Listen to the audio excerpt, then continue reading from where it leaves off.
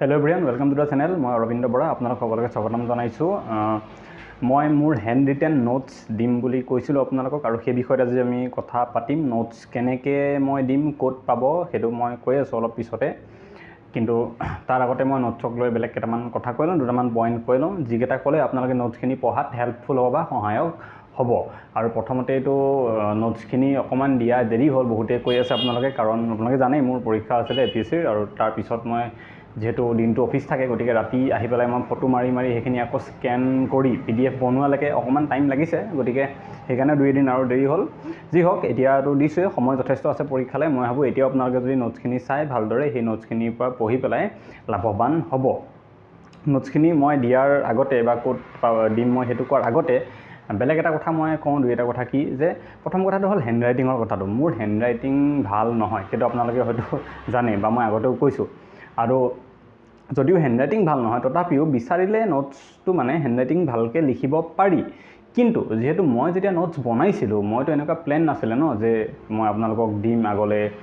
মানে নোটছখিনি, সেনেকুৱাতো মোৰ একো প্লেন নাছিলে। মই জাষ্ট মোৰ নিজৰ পঢ়িবৰ সুবিধাৰ কাৰণে বনাইছিলোঁ, গতিকে সেইকাৰণে হেণ্ড ৰাইটিঙত মই ইমান গুৰুত্ব দিয়া নাছিলোঁ। সেয়েহে আপোনালোকে অকণমান প্ৰব্লেম পাব পাৰে নোটছখিনি পঢ়োঁতে, অলপমান সেইটো চাই পেলাই পঢ়িব, কাৰণ হেণ্ড ৰাইটিংটো মই এতিয়াতো চেঞ্জ কৰিব নোৱাৰোঁ, কাৰণ নোটছটো আগতে লিখা 2021 চনত, আজিৰ পৰা 1.5 বছৰ 2 বছৰ আগত লিখা নোটছো আছে। তেতিয়াওতো একোৱেই ভবা নাছিলোঁ মই যে আপোনালোকক দিম বা তেনেকুৱা কিবা। গতিকে কিছুমানৰ নোটছৰ ক্ষেত্ৰত আপোনালোকে হেণ্ড ৰাইটিংটো অলপ প্ৰব্লেম পাব, আৰু বাকীখিনি ঠিক ঠাক পঢ়িব পাৰিব বা ইমান প্ৰব্লেম নাপাব। কিছুমান পেজেছত আপোনালোকে অলপমান প্ৰব্লেম পাব। 2 নম্বৰ কথাটো হ'ল কি, মই যে নোটছ দিছোঁ ইয়াতে এনেকুৱা নহয় যে মই আপোনালোকক চব যিমান লাগে চব দি দিছোঁ, তেনেকুৱা নহয়। মোৰ যিখিনি নোটছ বনোৱা আছিলে, মই যিখিনি বনাই লৈছিলোঁ হাতেৰে লিখি, মই সেইখিনিহে দিছোঁ। এনেকুৱা বহুত বস্তু আছিলে যিবিলাকৰ বিশেষকৈ ষ্টেটিক টপিক, এনেকুৱা বহুত ষ্টেটিক টপিক আছিলে যিবিলাক ষ্টেটিক টপিকৰ মই নোট বনোৱা নাছিলোঁ। মোৰ তাত PDF আছিলে, মই PDF পঢ়িয়ে এক্সাম দিবলৈ গুচি গৈছিলোঁ। আপোনালোকক তাৰে বহুত PDF মই অলৰেডি দিছোঁৱেই আৰু দিম লাহে লাহে। তো সেইকাৰণে এনেকুৱা নাভাবিব যে মই যিমানখিনি লিখিছোঁ, মই যিমানখিনি এতিয়া হেণ্ড ৰিটেন নোটছ দিম, এনেকৈ নাভাবিব যে সেইখিনিয়ে চব, ইয়াৰ ভিতৰৰ পৰাই কেৱল আহিব, তেনেকুৱা কিন্তু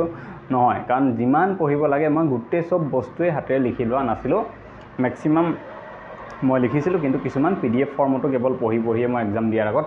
গুচি গৈছিলোঁ। আৰু নোটছৰ ভিতৰত আপোনালোকে মিক্স বস্তু পাব, আছাম হিষ্ট্ৰী পাব, হয়তো আছাম জিঅ'গ্ৰাফিক লৈ পেলাই তেনেকুৱা আপোনালোকে একো নাপাব। ইণ্ডিয়ান হিষ্ট্ৰীক আপোনালোকে যদি চাই মোগল পিৰিয়ডটো আপোনালোকে পাব, মোগলৰ হিষ্ট্ৰী যিখিনি সেইখিনি মোৰ তাত বনোৱা আছে। তাৰপিছত গুপ্তা ডাইনেষ্টি মই অলৰেডি দিছোঁ আপোনালোকক, নেশ্যনেল পাৰ্কৰ অলৰেডি মই দিছোঁ। মই আকৌ এবাৰ লাগিলে গুপ্তা ডাইনেষ্টিৰ নোটছখিনি দি দিম, অলৰেডি টেলিগ্ৰামৰ গ্ৰুপতে মোৰ দিয়াই আছে। ঠিক আছে। আছাম হিষ্ট্ৰীটো বহুত ইম্পৰ্টেণ্ট হয়। আছাম হিষ্ট্ৰীৰ কাৰণে মই কি কৰিছোঁ, আহোমৰ নোটছখিনি বহুত ধুনীয়াকৈ বনোৱা আছে মই। আৰু আহোমৰ নোটছখিনি কেনেকৈ বনাইছোঁ, আহোমৰ হিষ্ট্ৰীৰ, আহোমৰ আপোনালোকৰ কিং ৱাইজ চুকাফা বুলি লিখা আছে ওপৰত। চুকাফাৰ সময়ত ইম্পৰ্টেণ্ট কি কাম হৈছিলে, দেন তাৰপিছত চুতেওফাৰ সময়ত কি কাম হৈছিলে, তেওঁ 2 নম্বৰ ৰজা আছিলে। তাৰপিছত চুবিনফাৰ সময়ত কি কাম হৈছিলে, তেওঁ 3 নম্বৰ ৰজা আছিলে। চুকাফা, চুতেওফা, চুবিনফা এনেকৈ ৰজা আছিলে। ঠিক আছে। তাৰপিছত তেনেকৈ চুতুফা আছিলে। তাৰপিছত এই সেনেকৈ মই বিভিন্নজন ৰজা যিখিনি ইম্পৰ্টেণ্ট হয় তেওঁলোকৰ নামবোৰ ওপৰত হেডিং দি পেলাই তলত তাৰপিছত তেওঁলোকৰ বিষয়ে লিখি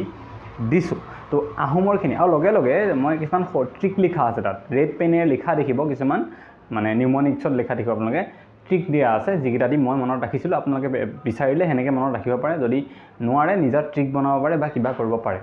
আহোম হিষ্ট্ৰী যিহেতু আছাম হিষ্ট্ৰী বহুত ইম্পৰ্টেণ্ট এটা পাৰ্ট, আটাইতকৈ ডাঙৰ পাৰ্টটো তাৰ পৰাই বেছিকৈ আহে, সেনেকৈ দিছোঁ। আৰু বহুত আহোম হিষ্ট্ৰী, আছাম হিষ্ট্ৰীৰ ক্ষেত্ৰত মই আপোনালোকৰ কেনেকুৱা দিছোঁ, ফ্ৰী হিষ্ট্ৰী, যেনেকৈ পাল বংশ, শালস্তম্ভ বংশ, ঠিক আছে। তাৰপিছত আপোনাৰ যি অসুৰ বংশৰ আছিলে সেইবিলাক, নৰকাসুৰ, সেই বস্তুবিলাক মই বুলেট পইণ্টছত এক লাইনত লিখা আছিলে, মই সেইখিনিকে আপোনালোকক দিছোঁ। আছাম হিষ্ট্ৰীৰ কথাটো মই কিয় স্পেচিফিকেলি কৈছোঁ, কাৰণ আছাম হিষ্ট্ৰীৰ পৰা বহুতখিনি কুৱেশ্যন অহা দেখা যায়, গতিকে আপোনালোকৰ তেনেকৈ হেল্প হ'ব। বাকী আহোমৰ পিছততো আছিলে ব্ৰিটিছ, হয়নে নহয়, বা আমাৰ আন্দোলনখিনি যিখিনি হৈ আছিলে আমাৰ অসমত, ভাৰতত সেই সময়ত স্বাধীনতা আন্দোলন হোৱাৰ লগে লগে অসমতো হৈ আছিলে, সেই বস্তুখিনি মই ভালকৈ মানে মোৰ তাত লিখা নাছিলে। তো আপোনালোকে সেইখিনি ক'ৰ পৰা পাব, সেইখিনি চেবাৰ কিতাপকেইখনত অকণমান ভালকৈ পঢ়ি ল'ব। বিশেষকৈ ক্লাছ 10ৰ যিখন কিতাপ আছে হিষ্ট্ৰী, তাত যিখিনি আমাৰ চেপ্টাৰ আছে অসমক লৈ পেলাই, কৃষক বিদ্ৰোহক লৈ পেলাই হওক বা অসমত আমাৰ বিভিন্ন ইয়াৰ আগৰ যিখিনি সময়ৰ কথা আমাৰ সাহিত্যৰ কথা আমাৰ হেমকোষৰ কথা অৰুণোদয়ৰ সময়ৰ কথা এইবিলাক দিয়া আছে আপোনালোকে প্লিজ এবাৰ গৈ পঢ়িব ক্লাছ 10ৰ হিষ্ট্ৰীখন পঢ়িব তাত আপোনালোকে অসমৰ ইতিহাসৰ বিষয়ে ব্ৰিটিছ অহাৰ পিছত বহুত ধুনীয়া আইডিয়া পাব সেইখিনি পঢ়িব আসাম হিষ্ট্ৰীটো ইম্পৰ্টেণ্ট হয় তেনেকৈ চাব লাগিব বাকী পলিটিৰ হওক জেনেৰেল টপিক হওক ষ্টেটিক টপিক হওক এনেকুৱা বহুত বস্তু আপোনালোকৰ কাৰণে মই যিখিনি মই লিখিছিলোঁ দিছোঁ বা যিখিনি ইয়াৰ নোটত নাই সেইখিনি মই অলৰেডি হয়তো আপোনালোকক PDF হিচাপে দি দিছোঁ ষ্টেটিক টপিকৰ যিত মই 30-40টা দিছিলোঁ তাত সোমাই আছে আদাৰৱাইজ মই ইয়াৰ পিছতো লাহে লাহে দি থাকিম প্ৰথমে এইখিনি হজম কৰক যিখিনি আছে ওকে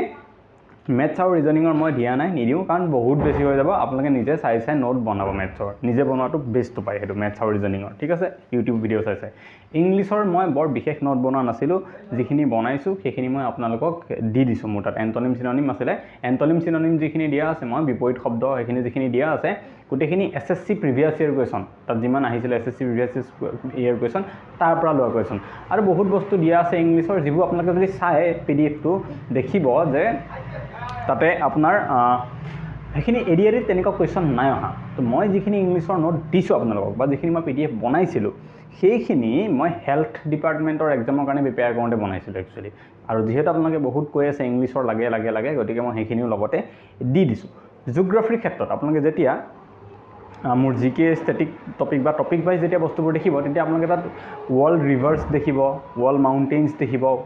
ভলকেনছ দেখিব এই বস্তুখিনি তাতে দিয়া আছে আপোনালোকে পঢ়ি যাব কিন্তু সেই ৱৰ্ল্ড জিঅ'গ্ৰাফি কুৱেশ্যনো আমাৰ এডিআৰিত মই লাষ্ট টাইমত কম অহা দেখিছোঁ এনেকুৱা নহয় যে এবাৰ নাহিব বুলি মই কোৱা নাই কিন্তু লাষ্ট টাইমত কম আহিছে ইমান অহা নাই ৱৰ্ল্ড জিঅ'গ্ৰাফিৰ কুৱেশ্যন বেছিকৈ অহা দেখা যায় হেৰিয়ত আপোনাৰ DHSৰ এক্সামত হেল্থ ডিপাৰ্টমেণ্টৰ এক্সামত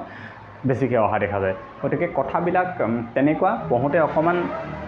ভালকৈ পঢ়িব আখৰ যদি ধৰিব নোৱাৰে অকণমান টাইম লৈ পেলাই চাব চেষ্টা কৰিব আৰু তেনেকৈয়ে আগুৱাই লৈ যাব আপোনালোকে মই মোৰ ফালৰ পৰা নোটছখিনি মই দিলোঁ টেলিগ্ৰামত নোটখিনি উপলব্ধ হৈ যাব মই ভিডিঅ'টো আপলোড কৰাৰ পিছতেই লাহে লাহে মই টেলিগ্ৰামত নোট PDF কেইটা মই দি দিম এডিট কৰি লিখি দি দিম কোনখিনি কেনেকুৱা হ'ব যেনেকৈ মই ইংলিছৰ বুলি বেলেগকৈ এটা ফল্ডাৰ দিম তাৰপিছত ষ্টেটিক জিকে পাৰ্ট 1 বুলি এটা থাকিব ষ্টেটিক জিকে পাৰ্ট 2 বুলি এটা থাকিব তাৰপিছত আৰু